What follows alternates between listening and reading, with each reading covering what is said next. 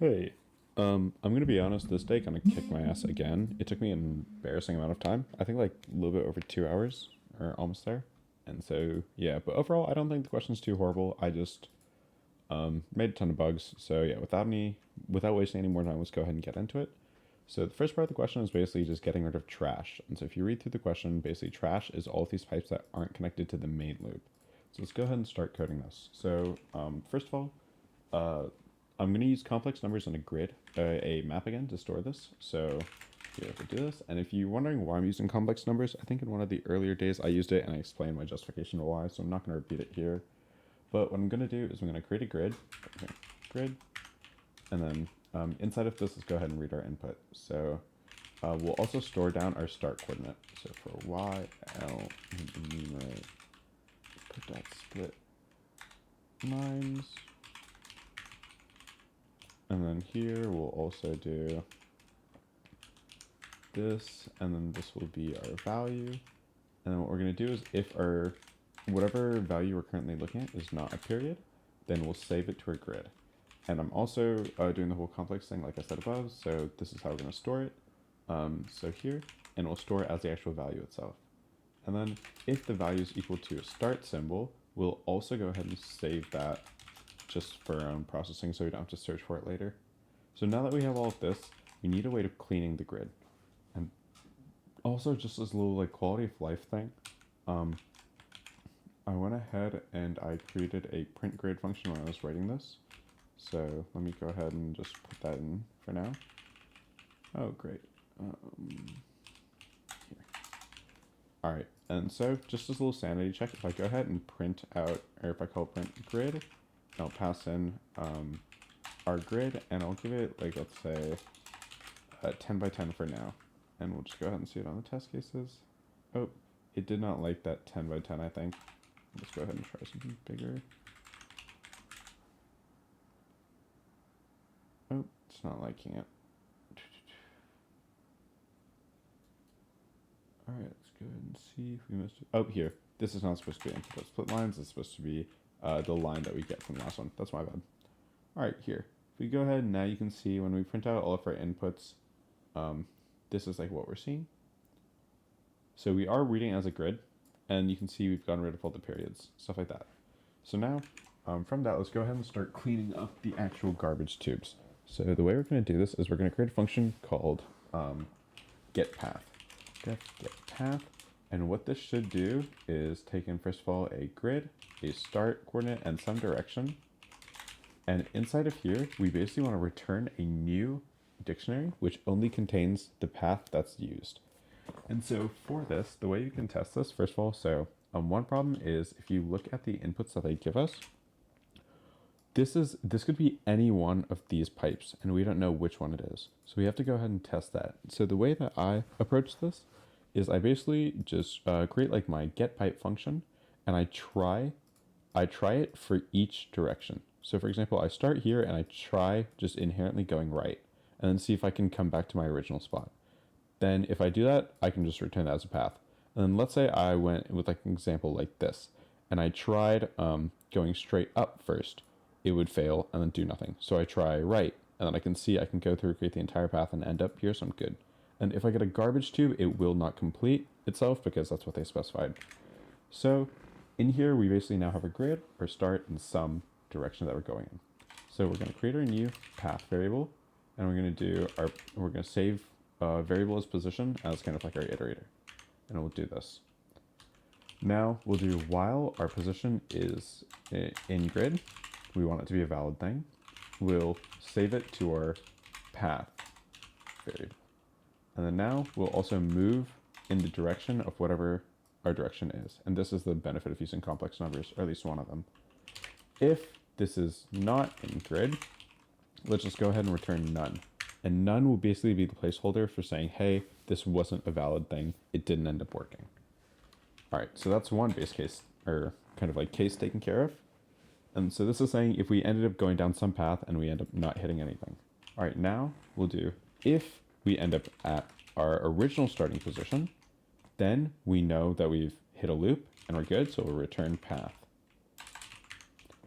And then now, finally, Let's go ahead and do the rest of the logic. So we'll create a function just to kind of make this a little bit cleaner called change direction, where we basically give it a direction and we give it some square and it will augment that based on like what it should be. So for example, if I am going, I'm at this F and I'm going right, I'll pass in right and 7 and it should give me down. And then for example, if I'm going from the 7 into this tube and I give it down, it should give me down also. So it's just a little like function to clean up all of this logic. So to do this, we'll do def change dir. All right, it takes in direction and it takes in whatever pipe it's currently looking at. And we are also calling this currently from, I'm gonna actually collapse this. We are currently calling that from here and we're passing in the pipe itself. So we have those two pieces of information. And so since we're using complex numbers, we can do some fancy things. Like for example, if I have a complex number, which is just 1, which is basically a right arrow, if I multiply this by I, or 1j in this case, it ends up rotating it by 90 degrees to the left. And if you know enough about complex numbers and math, you can kind of prove this to yourself. If not, you can just take my word for it. It's fine by me. But so what we're going to do is we'll do this. If pipe is equal to 7, so it's going from the left going down or vice versa. And we'll do if we're coming from the left, so we're going to the right. In this case, we'll just go ahead and return our d times 1j, which will basically rotate this 90 degrees to the left. But remember, since our kind of grid is flipped because we're reading like our topmost y value is 0, our second like this. Since we're reading in this order, this y value is 0, this is 1, this is 2, this is 3, this is 4. We basically have to flip everything again. And so when I multiply by 1j or I, we're basically rotating 90 degrees to the right when I look at the grid, like as a human. So now that we have this, this works for this pipe. But let's go ahead and do this for all of the other pipes also. So if I go here, I can now put all these into one big condition, and I'll do something like this. Now the second pipe we have is going to be pipe if it's equal to j, and we are coming, and so we want all of these to be the one where we're rotating it to the 90 degrees clockwise. So for this, we'll want to be moving downwards into it, which will be in the positive y direction because our whole list is flipped again. And then we'll go ahead and now the other one here is going to be if I have an L, and then for us to be rotating 90 degrees clockwise, we would have to be coming from the left, or coming to the left from the right. And then here, finally we have our F. And so this would be in the case where we're moving upwards into it. So if any of these conditions are true, we just rotate our direction 90 degrees to the right and we return that. And then now let's go ahead and do this for the other direction also. So I'm just going to go ahead and copy and paste this in the interest of time. Oh. Okay. All right, so take a second to look over this pause if you need to. But what this is going to do is if it's going in the other direction, like so for example here, 7, if we were coming at it from the right, then we rotate it 90 degrees to the right. Here, if we're coming at it from the bottom, so we're going up, then we rotate it 90 degrees to the left, and so forth for all of these. And then now the only other case we have is if we are getting one of these pipes. If we're getting one of these pipes, we should go ahead and return the proper value we're supposed to get. So if pipe is equal to either this or pipe is equal to this, and a nice little trick we can do is since pipe is a string, we can do if pipe, or a character, we can do if pipe is in this.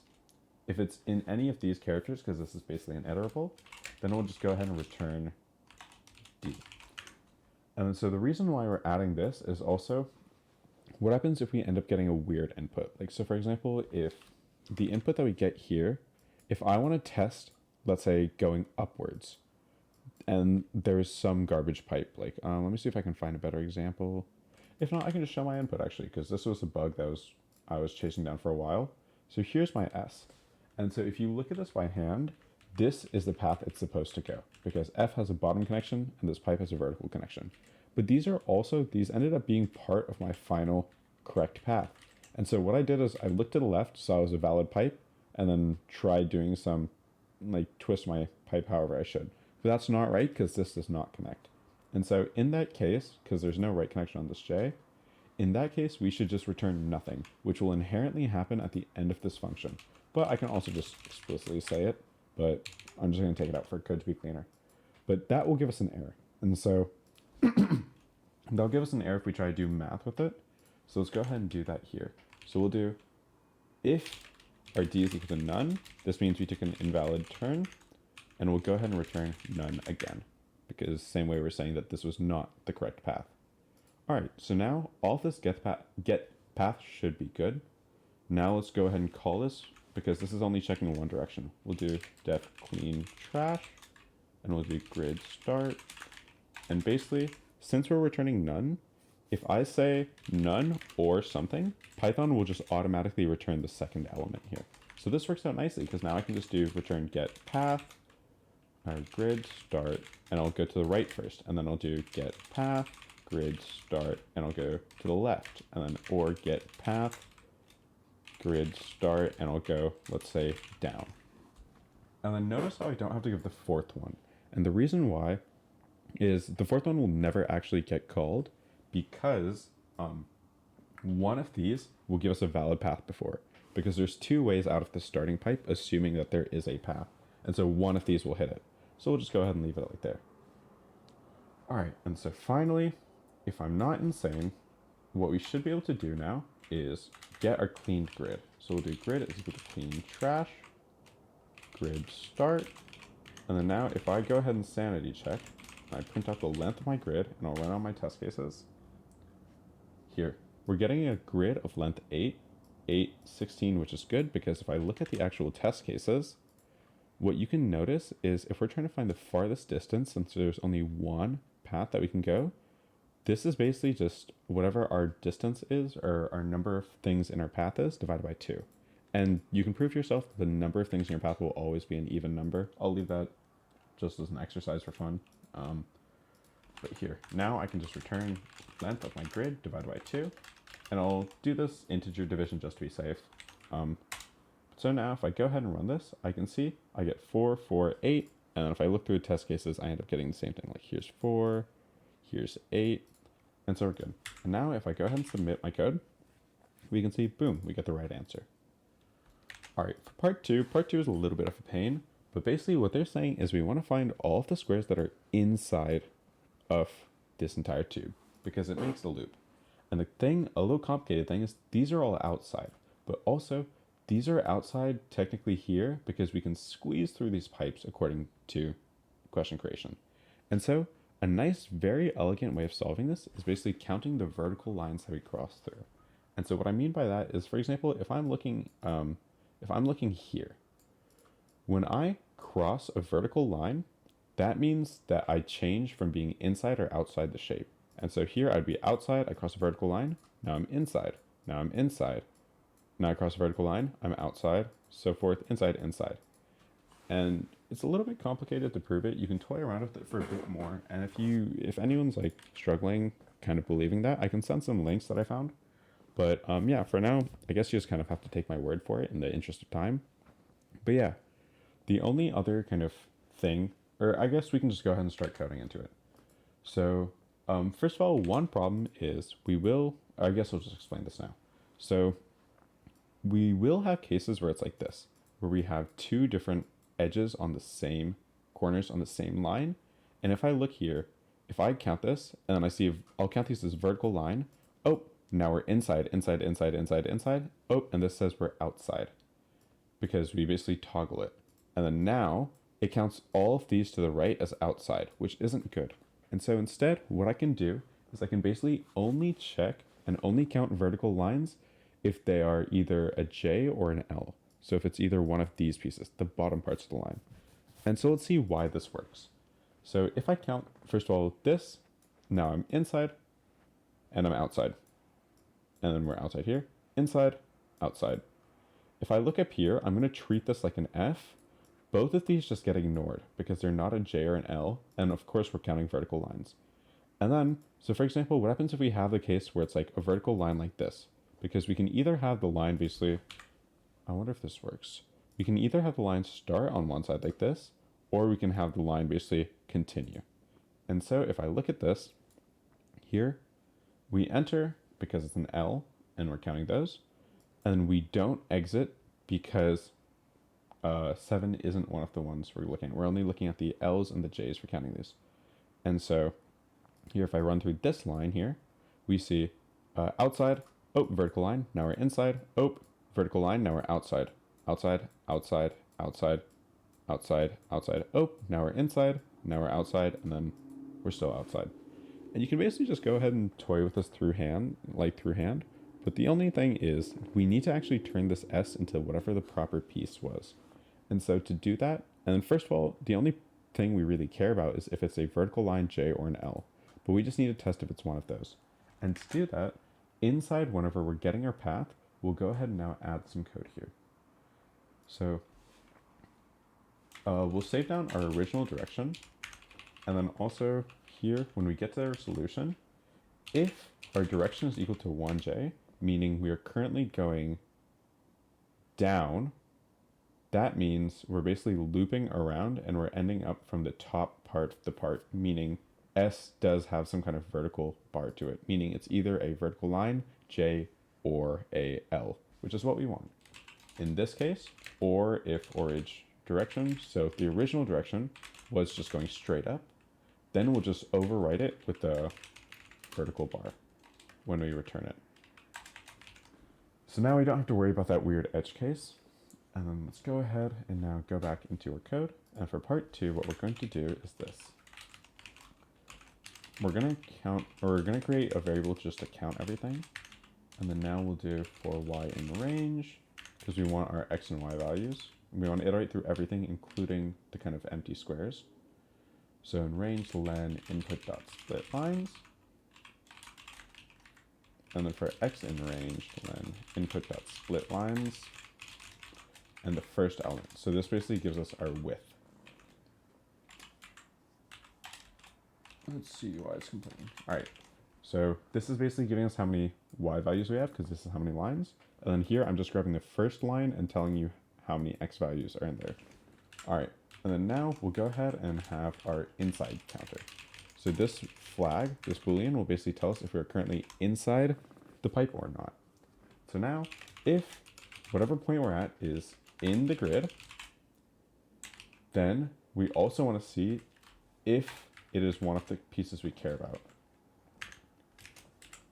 And grid PXY is in the same trick we did earlier, vertical line, a J, or an L.